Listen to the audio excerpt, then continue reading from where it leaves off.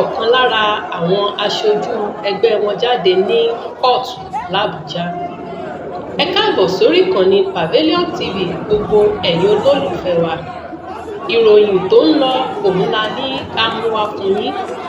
Ní ilé-ẹjọ́ gíga Àbújá tí wọ́n ti ń gbọ́ ẹjọ́ ìdìbò sí ipò ààrẹ tó kọjá ní orílẹ̀-èdè Nàìjíríà.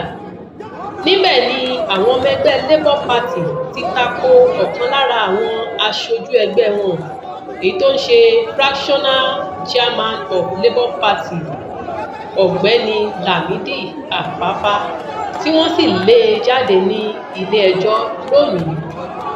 Gbogbo àwọn ọmọ ẹgbẹ́ Labour Party tó wà ńbẹ̀ níṣe ni wọ́n ń pariwo olè olè lórí ọ̀gbẹ́ni Lamidi Apapa yìí,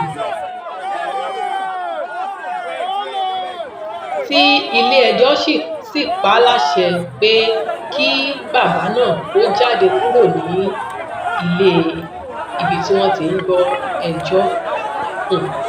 Gbogbo ẹ̀yin ọmọ orílẹ̀-èdè Nàìjíríà, a ó máa tún mú wá fún yín bó bá ṣe ń lọ lórí ìgbẹ́jọ́ tó ń lọ lọ́wọ́lọ́wọ́ lórí ìbò sí ipò ààrẹ tó kọjá ní orílẹ̀-èdè Nàìjíríà.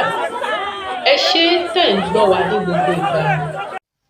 Ẹ subscribe sórí ìkànnì yìí PAVILION TV fún àwọn ìròyìn àsìkò àti kàyéfì. Ẹ ṣé tẹ̀ ń wò wá.